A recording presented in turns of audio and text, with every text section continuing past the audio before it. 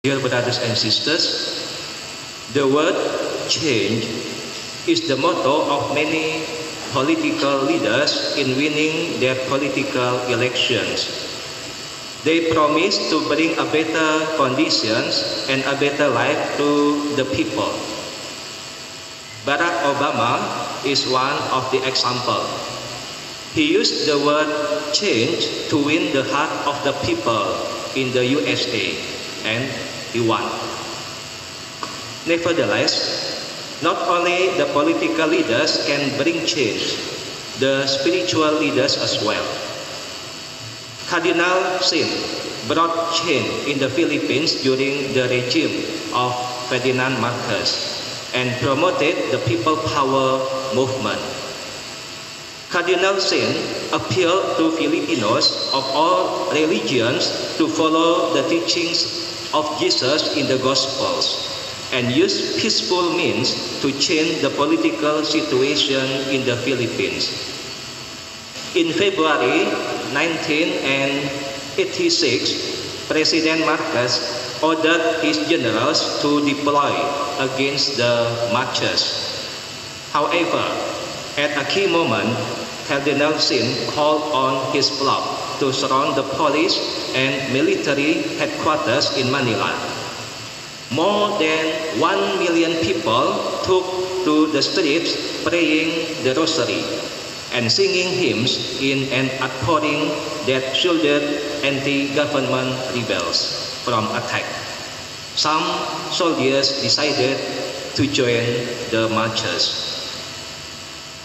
People in the USA, Philippines, and many other countries wanted change. They have suffered and got fed up with the situation that brought them into the crisis in all situations. Economical and political crisis, corruption, murder, injustice, etc. People wanted change. They wanted to live in justice and peace. Today's reading calls us to change. Isaiah foresees a new age when God will judge the poor with justice and decide aright for the lands afflicted. He presents a vision of a peaceful kingdom that calls us to work for a radically different society than the one we currently inhabit. The second reading, Paul challenges the Romans and us to live in harmony. Then in the Gospel, John the Baptist issues a harsh challenge to the Pharisees and Sadducees. You brood of vipers, who want you to flee from the coming wrath? Produce good fruit as evidence of your repentance. Dear brothers and sisters, if we think about Advent as a time to ask ourselves if we are ready to receive the Lord who has come into our world and wants to come more fully into our lives, then this Sunday might challenge us to consider if we are ready to accept the Christ who always wants us to change. When we learn about the life of the early Christians, it is fascinating to know that they made the greatest sacrifices for Christ. In the early days, when you became a Christian, you had to change your lifestyle and viewpoints completely. Jews and Greeks, for instance, were normally not on speaking terms. But as Christians, they had to learn to come together in peace. In the ancient days, there was no greater contrast than that between the rich and the poor. But in the Christian community, they began to live together and share their property. In the early days, there was an unbridgeable gap between masters and slaves. The slave, by law, was no more than a living tool in the hand of his master.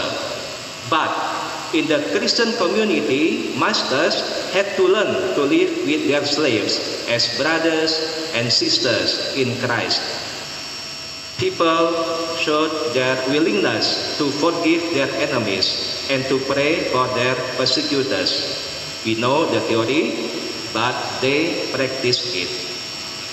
People gave all their money to the poor and were tending the sick, sometimes even at the risk of their own lives. Do we still see what a tremendous revolution the early Christians brought about in the human society? Dear brothers and sisters, how marvelous it would be if the life of the early Christians be born again in the present life with that same fire in our own church. Christ wants to be born in our midst, but this cannot be done if we do not try to make ourselves ready for His coming. So, repent, clear the way, make your path straight. Or, to put it in more practical terms, if there is any obstacle in your way to Christ, cursing, missing mass, excessive drinking or gambling, cut it out. Anger, impurity, dishonesty, gossip, lack of charity or laxity in prayer, cut it out. Clear the way for Christ's coming and make yourself ready for change. Only then the feast of Christmas can be a meaningful celebration. Amen.